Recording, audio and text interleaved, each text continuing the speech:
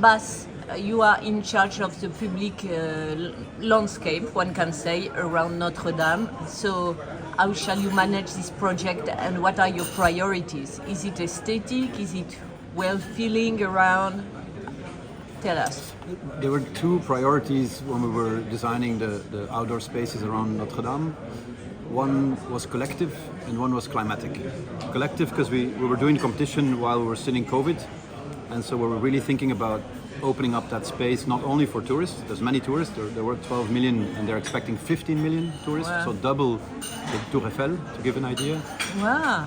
And so we're thinking, how can we bring Parisians back to the site as well? Because right now it's really a touristical site. Parisians try to avoid it.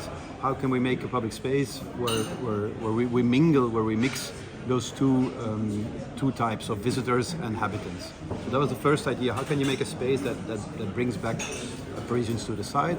And secondly, we were thinking of how to make the space climatic. And I had just finished Arles in the south of France, where we have really transformed Luma Foundation. Exactly. We have transformed the semi-desert, the wasteland of an industrial site into a Mediterranean climate. So we're thinking here, how can we use the wind that comes with the Seine to refresh the plaza in front of the cathedral? Just the wind near the Seine? There's a wind that the Seine brings in the summer, so we're trying to bring that to the plaza. We're trying to plant more trees to have more shade, but also more evapotranspiration, the coolness that comes from a tree. We looked in the winter how to block the wind, so we really did a climatic study of all the environment around Notre Dame to see how we could enhance it with the project. So a climatic and collective project, that was really what was on our mind. But what about aesthetics? So the aesthetics, of course, we are very well aware that we are part of a very long history in front of Notre Dame. I read Victor Hugo again, of course. But Victor Hugo is not the birth of the church. No, but he speaks about the Ile de la Cité being the cradle of Paris, and we were imagining, because the Romans, that's where they made their settlements, and by the way, the ruins are still underneath the plaza in front of the cathedral. Not many people know it, but that's the crypte archéologique. And so we're thinking, if this is a place where new typologies were invented for buildings, where new types of public spaces were invented, how can we rethink the outdoor space for the 21st century? And for example, we did a very precise reading of what's there already. There is the parvis, there is the alignments, there is the square, as you say in French, the gardens, there's the waterfront. All the typologies that so precisely design Paris are in a kind of fragmented way on site already. So we thought, can we rethink those typologies, those figures urbaines et paysagères, kind of urban figures, to make that climatic and collective new public space. So it means concretely, shall it look like a middle-aged gardens, the way we see it in the paintings, for example? No, but it shall look very Parisian. So we didn't try very to... what? Parisian. What is Parisian? Parisian is the organization of public space through a number of typologies.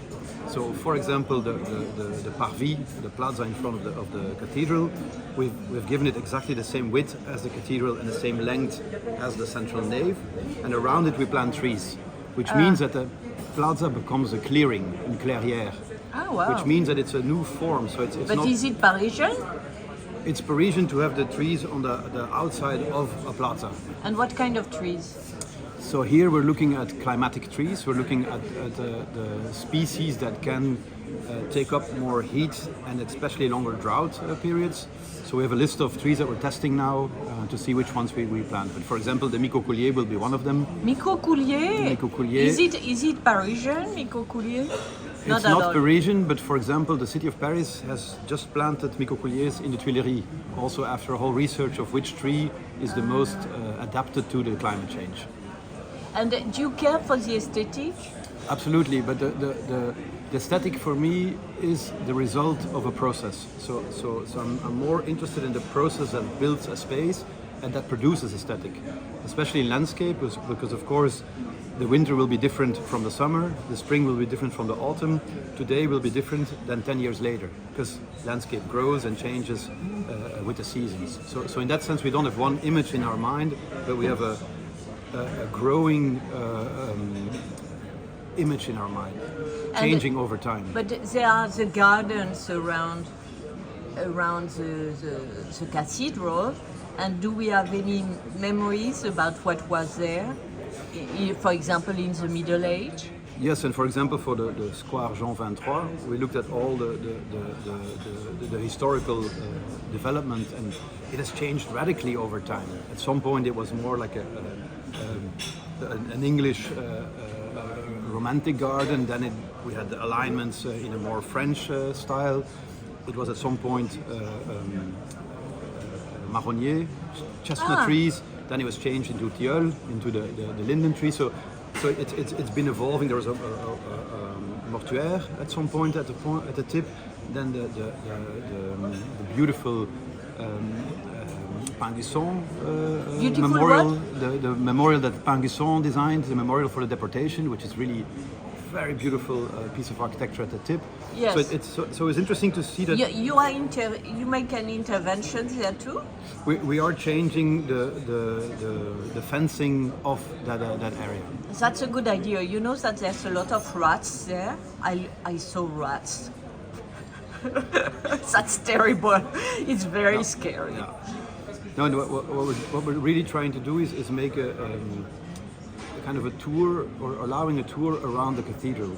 Because now the tourists that come, they wait in line in the heat, go into the cathedral, spend 20-30 minutes there, and then hop off to the next visit. What we're trying to make them do is walk around the cathedral, through those gardens, discover the chevet, the eastern part of the cathedral. That's beautiful. The connection with the Seine, which is a bit lost now, that we'll try to enhance, and then really walk around it and go through those different landscape sequences, really, from the. So there will be several landscape sequences. Yes, which are already there now, but that we're trying to enhance, in the idea that you can make this walk around it, and you go from one sequence to another. And you care about smell? I care a lot about smell. I care a lot about heat. I care a lot evaporation. No, but shall we have some feelings, special feelings, walking there? It'll be very different walking underneath the linden trees, the tilleul, which has their own specific smell. Going into the plaza, where you will have the radiation of the heat. So I care about microclimatic moments. So the first thing is about the climate. Well, and the climate drives the project. It's different layers, but the climate is certainly one of them, especially since you know that the Parvis heats up. The Parvis, how do you say? The plaza. The plaza, okay. The plaza heats up, so what we invented there is a thin layer of water that we will have flow on the plaza to create a evaporative cooling, so that water will evaporate and lower the temperature of the air. In summer? In summer, indeed. Yeah, and in winter? Not in winter. Ah, okay. It's only a summer thing. Yes, it's something that we do. It's like a big fountain, like they have in Bordeaux, for example? No, but Bordeaux is more like a water mirror. We don't try to mirror, we just have a 5mm layer that flows down to lower the temperature. Just like when you go outside after the summer rain, you feel the air is fresh. And the air is fresh because of evaporation. So we try to use that, using the rainwater of the site. When it rains, we store that water in the underground parking lot that becomes a visitor center, and we use that water to cool it. And what will be the dialogue between the building and the garden?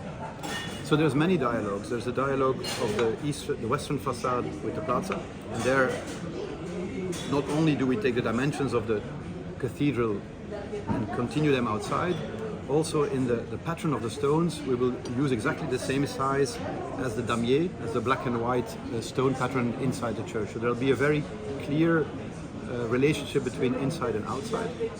While if you walk along the south part of the cathedral, you will have a direct connection with the Seine. You'll have a view all the way to the Pantheon, and there you go through what we call the Parc des Berges, the waterfront park, you could call it.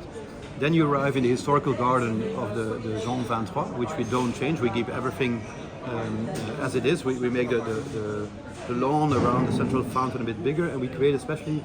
We take away the old sanitary buildings that are really in a bad state to create this relationship between the chevet, the flying buttresses, and the park. And then if you continue all the way to the tip of the island, there you have a beautiful view on the Saint-Louis. And so it really becomes a promenade, a kind of parcours around the cathedral, going from one sequence to another, which is based on what's already there. And when shall it be ready? So the cathedral will be reopened on the 8th of December. That has been decided. So in 1 year? In 11 months. Okay. And after that opening, we start with the refurbishment of the public space. So it means when shall it be fully ready? Because the garden fully ready. So the garden at different speed of growth, right? The works will be finished 2028. 28? Yes. It's very long. Yes, it's always long. We'll have to work in phases. We'll have to together with the architects, Grauer and NGA, we're transforming the former parking garage into a visitor center. So that's a big work.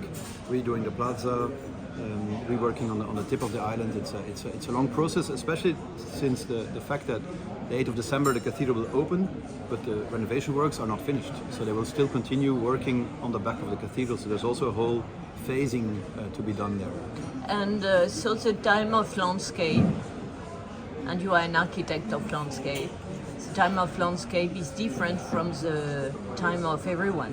But as a joke, we always say that the best moment for a building is at the opening. The worst moment of the landscape is at the opening, because it's the smallest you will ever see it. From there on, it will only grow. For example, if you go back to Luma in Arles right now, we're 2.5 years after the opening. The trees have grown so much. I mean, it feels like a real nature. While in the beginning, is with Plung Plung Plung, you see all the things that we planted. So here as well, what we plan each time to grow in. But that's the beauty of landscape, that it's never finished, and it only gets better. Okay, it can, if it's well done. If it's well maintained, of course. And so now you're a specialist of Paris this year because of what you are doing with the MIT student. The Harvard student. A Harvard student, sorry. Well, I took this opportunity. So in Harvard, I'm a professor in practice, and every year I have one semester, and we take one city with the students. And I ask them this question that I ask myself whenever I do a project: how to change the quality of the public space through landscape. The quality, again, a collective quality, a climatic quality, an aesthetic quality. How can a landscape project rethink outdoor space? And with the students, what we do is we do a microclimatic reading of the city. We try to read the city as different microclimates.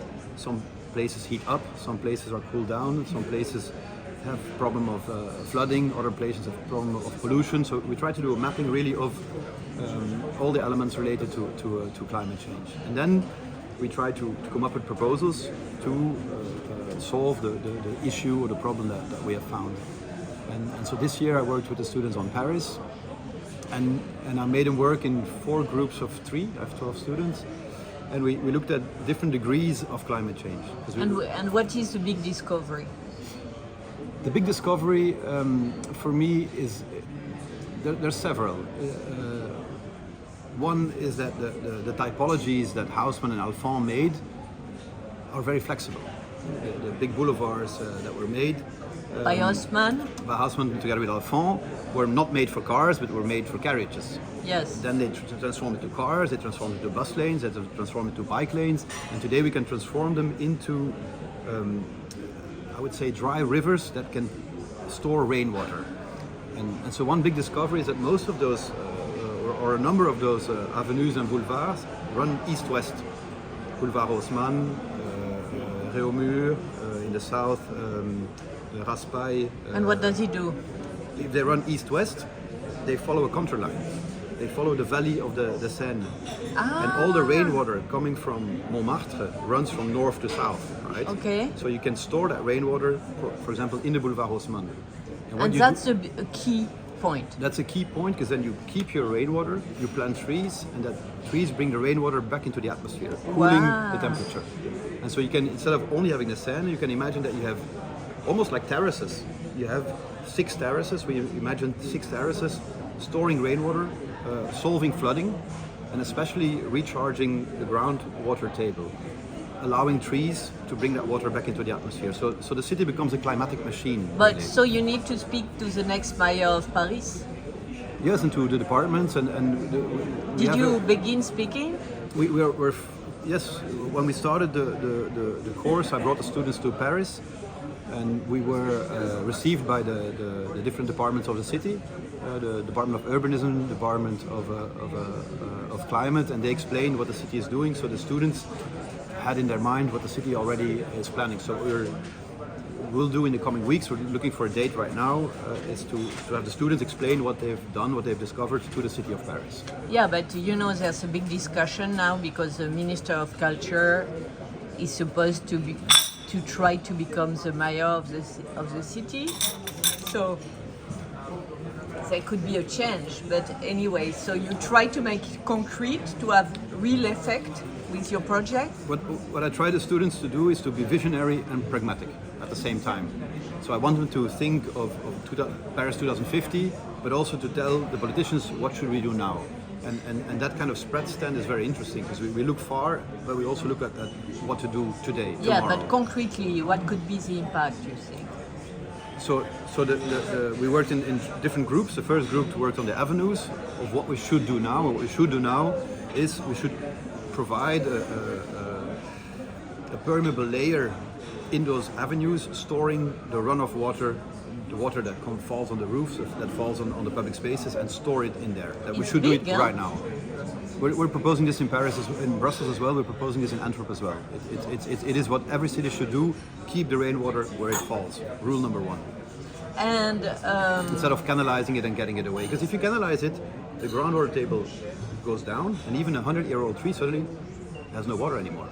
So you need to keep the water in the city. wow.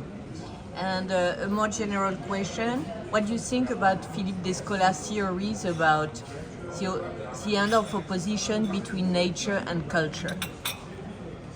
I totally agree with it. So Because we say you don't speak about nature, you speak No. about landscape. nature and culture is the same thing. So you speak about landscape, you don't speak about... Land, then I prefer to go back to Alain Roger, who makes a distinction between land and landscape. Land being the physical reality, and landscape being a way of looking at it, a way of interacting with it. So I think the landscape is a way of understanding reality and transforming it. But we have to understand that we're part of that landscape, we're part of that nature. We're not some kind of species outside of nature. Yeah. We are nature. Yeah. While we destroy it, while we make it, while we're 100% a part of it. And we've tried too much to speak about the environment as if it's something that's around Outside. us. We're in it, of course. Exactly. And you seem very interested by art. And I would like to ask you, did you learn something from painting of the old master? You are Belgian, for example, on the Absolutely. landscape masters. Did you learn Absolutely. something from them? Absolutely, because going back to Alain Roger, the land becoming a landscape, the word landscape was used for the first time to speak about a new genre in painting. Not to speak about landscape projects, not to speak about the outdoor, but to speak about these Flemish or low country painters that started to make a window in their commission, because it's always the same Portraits. commission, right? There was always Maria here. I mean, there was always a religious commission, 20 maybe of them. They started to make a window, and in that window they cut out a piece of freedom from that commission, and suddenly they could play with perspective. It's nice, piece of freedom. And think of Van der Weyde, the famous Chancelier Rollin is here in the Louvre. He was from Liège, in the south of Belgium. He's showing mountains that he has never seen in Belgium because they don't exist. So they use landscape not to paint what they have seen or what they see, but to imagine a landscape. And I like the idea that a landscape is an imaginary organization of physical reality, not depicting reality. That's the origin of the word landscape. And if you think of it, land, landscape, pays, paysage, pais, paisaje, in all the European languages, you have that distinction between the 0 degree of reality and a way of looking at it. And so artists have helped me to look at reality in a different way. And if I would do a new project in a place that I don't know, I would look at how artists would look at it. Can you give me an example? Even Arle, I studied the Van Goghs, the Gauguin, to see how he captured that light, how he painted the trees in blue and what does the it Alpilles. mean to paint the trees in blue, for example? To see them better, to understand how they are part of the structuring of the landscape. I can give you an example of Bruegel. I made a series of Bruegels where I took out everything from the painting except for the trees, and it showed me how Bruegel uses the repoussoir, how he uses trees to create depth, how he uses lines to compose his landscapes that again are not a depiction of reality but an imaginary way of organizing space. And what do you learn from him about your landscape? But it's not a direct relationship. It's more an inspiration that if I would make a landscape in let's say Pajottenland where Bruegel used to paint, I would have in my mind how to use lines of trees to produce space, for example. But it's not direct, of course. But it's this way of and it's really interesting because a landscape painting, I would say, creates an organization of a landscape, but on a painting, a landscape architect produces that landscape. So it's an interesting relationship between a drawing that shows a possibility and that drawing then becoming the vehicle to actually transform that reality. That then it again becomes an image. And what were the other artists who were important for you? So I made the film set for Philippe Parreno, Continuously Habitable Zones, back in 2012, I think. And he asked me to make a landscape of a planet that would be lit by 2 suns. And I looked up in NASA literature, and they said that probably the vegetation would be probably very dark green or black to cope with the different frequencies of those 2 suns. And so we made a black landscape with only black plants that he then filmed together with Darius Konji. And working with Philippe, I understood something that I didn't see before. So I made a landscape. When he arrived, he put rails so to have the camera. And so I would say he destroyed a part of the landscape to be able to film it. And I understood that what we do in the office is we make images to transform reality, while he uses reality to make images. And once you understand it, there's a kind of cyclic movement in which reality is transformed to an image that makes a new reality, that produces a new image, that makes a new reality. And so the whole landscape project becomes a cyclical movement and not a before and after, but always an in-between, always a transition. And it also means that image of the landscape and landscape is not at all the same. Exactly, so that really helped me to understand Notre Dame or any other project. Is what we do is we add a layer, we respect the layers that are already there, and it's not a final design. We just add a layer for the coming 50 years, and then somebody else will add a layer, and so on. It's a much more humble position and saying, this was what was before, this is what I propose. No, we try to make things better, really. And when you were young, for example, what was the painter you were interested in? I had the chance that my mother was very much into modern art, and so we did all the museums of Europe. Where were you living? I grew up in Congo, the first 3 years, Congo and Algeria, because my parents were working there. Algeria or Algeria? Algeria. Okay. And then we moved back when I was 3 or 4. But we moved a lot. My dad was a civil engineer, and so he would build railroad tracks, or we would always move with his buildings. And until my 8 years, I moved like 8 or 9 times. Wow. So I was a bit déraciné in a sense. And then we moved to Tervuren, which has the Africa Museum, of course, built by Leopold II, close to Brussels, close to Leuven. And we've traveled a lot with my parents. And do you remember some art that struck you? There's many. To say one now, but I think I always go back to the 15th century. I always go back to Van der Weyden. I go back to Joachim Pattenier. To who? Joachim Pattenier. Okay. Pattenier, Van der Weyden, Bruegel, of course, Dirk Bouts, famous. You are painter very from Belgian, Leuven. huh? Well, it is the paintings that I grew up with, The of course. roots, and also the roots of the freedom of the artist, their landscape, right? Exactly, and using the Italian perspective to make that in landscape. So, and of course, I mean, I follow contemporary art as much as I can, but these roots are really there. Ah, that's very interesting. Also because Belgium it's an interesting landscape, because we don't have the man-made landscape of Holland. I mean, Holland is really polar landscape, land one on water. France and Germany, you have this big natural landscapes, and we're kind of a strange in between. It's very flat. We don't have big rivers. We have rain rivers, as we call it. It brings rainwater to the North Sea. So it becomes a territorium of experimentation, because there's no real image of it. And one of my first studies that I made when I started my office, I called it Strategies for a Land Without a Landscape. To say that it's not sure how we should, there's no real guidance. We have beautiful medieval cities, Ghent, Antwerp, Bruges, Leuven, Mechelen, but the landscape is, nobody goes to Belgium to see the landscape. So in that sense, it becomes a laboratory to make new landscapes. And that's why these painters, in a way, help me see the possibilities. Last question, what is your next dream? I'm right now really invested in this laboratory of Harvard, and I would love to work on these 5 cities in the coming years, and I would love that it becomes real. It becomes real, that it becomes adopted by cities, and that we again see the city as a laboratory. I think we're a bit stuck in thinking that things are fixed. Nothing is fixed. I mean, even this building someday will be a ruin.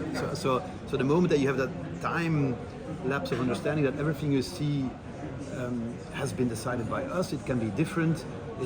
It becomes more playful, and I think we should see the city really as this experiment of